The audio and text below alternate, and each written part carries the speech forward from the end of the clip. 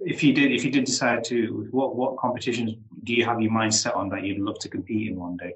Everyone automatically goes towards Mr. Olympia or Mr. Universe. Yeah, What would you say about that caliber?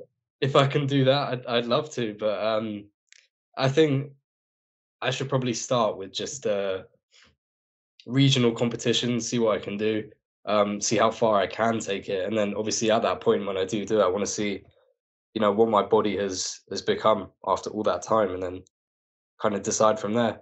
I don't have a specific competition or target within bodybuilding. I know it's just something that I definitely want to do, if nothing else, for a bit of fun and for the challenge that a prep would, put me through, because I think that will teach me a lot about myself.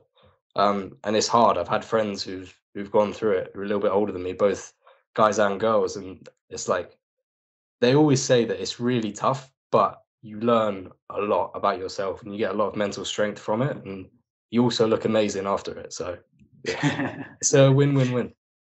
It is, man. Recently, I interviewed a bodybuilder who's making a comeback, and if he's watching, a big shout out to Rob Harris, and thank you again for coming on the show. And he mentioned a lot about what is it like for him to go back, because he's making, like I said, he's making a comeback after a while. And like he was talking about his diet plan. He goes, all he cares about is just getting mainly up onto that stage and just see what happens. And now he's the current British under 70 kg champion.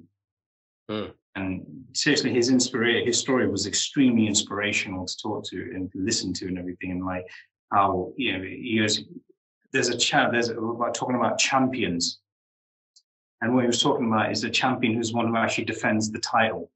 Right now, he's just the title holder. He goes, if I can defend it, then that's it. I'm a real champion doing that. And that's inspiring. That is very inspirational. If you're the best at something, keep remaining to be the best at something. Definitely.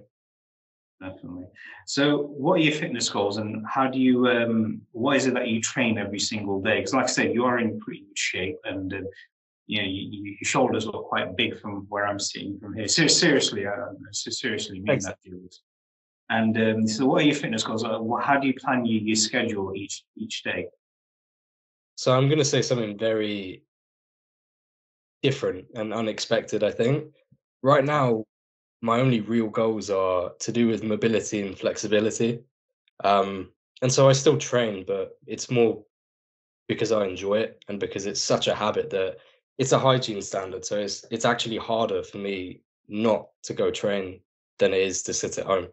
And it's literally just got to that point, and now I actually really enjoy it. And it's just a big part of my life. So right now, yeah, the goals are to do with mobility and flexibility, is reaching certain standards within certain stretches or certain certain ranges of motion.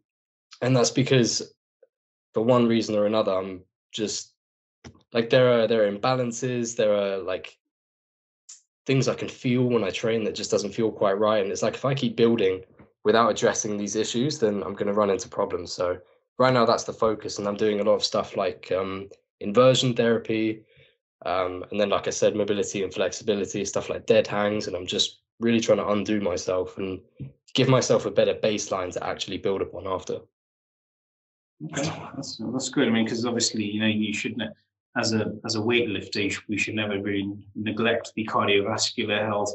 You should always look after the flexibility as well at the exact same time. I've seen a lot of people when they go to the gym, they stretch a little, lift weights, and don't even bother stretching straight after, and then down the line that can cause some tremendous injuries, can't it?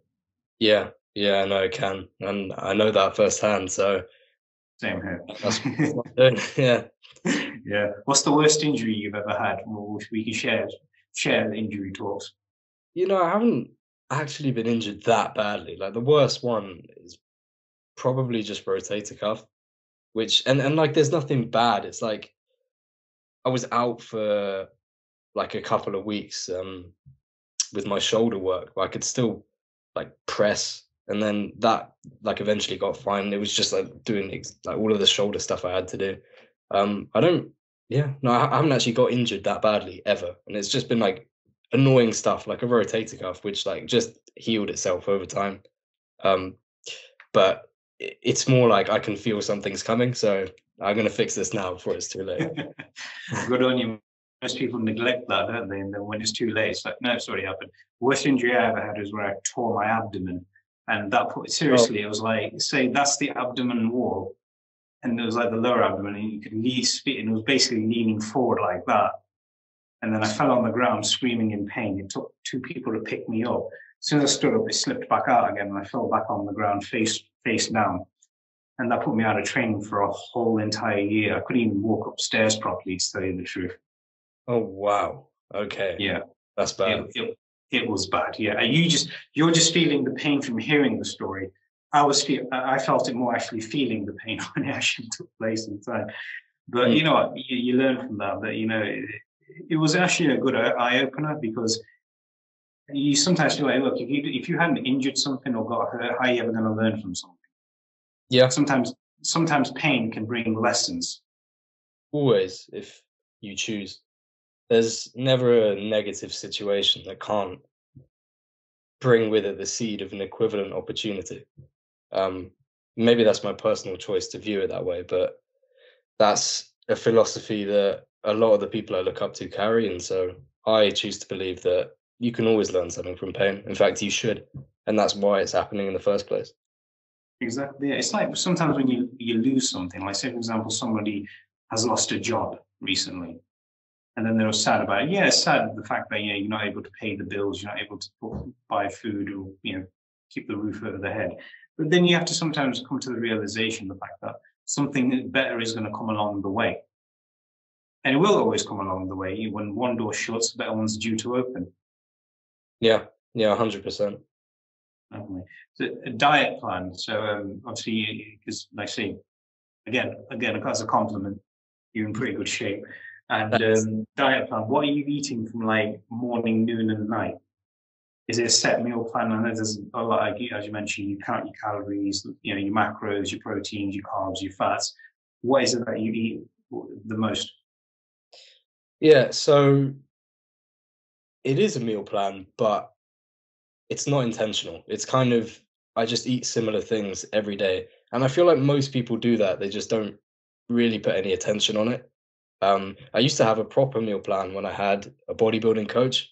Then obviously with the stuff with my company and uni as well, I just couldn't like keep the consistency there with food. Training was fine. It was just the eating, and so like I had to stop that because I just couldn't continue with it. I couldn't be consistent with it and see results. But yeah, in terms of diet plan now, it's nothing specific. It's just a lot of meat, a lot of eggs, a lot of fruit. And I'll typically have something like eggs and like smoked salmon or sausages in the morning. Then I'll have chicken, definitely steak every day, and salmon as well. Um, Good choice. Stuff like that. And then what I want to do is go onto like a carnivore or keto diet eventually. Right now, it's just not feasible with like just the uni sort of lifestyle and like everything I've got going on. So right now, it's everything's really healthy. It's just not as optimized as it could be. And for me, what that would look like is carnivore. Like if I could stay on carnivore and be super strict with that, then I know that everything would take off really. But yeah, that's what I'm aiming for. Right now, it's just healthy, nothing specific. Yeah. So no fried chicken, no cheat meals or anything like that. Maybe occasionally here and there. Occasionally here and there, but the baseline is, it's just steak, eggs, chicken, rice or pasta with that. Um, and yeah, I don't really feel the urge to have a lot of these cheat meals like all the time. Of course, here and there, but like once you have a habit established, like I know what my baseline is, and it doesn't really deviate from that, just because of all of the like constant little efforts I've put into it to keep it that way. So yeah.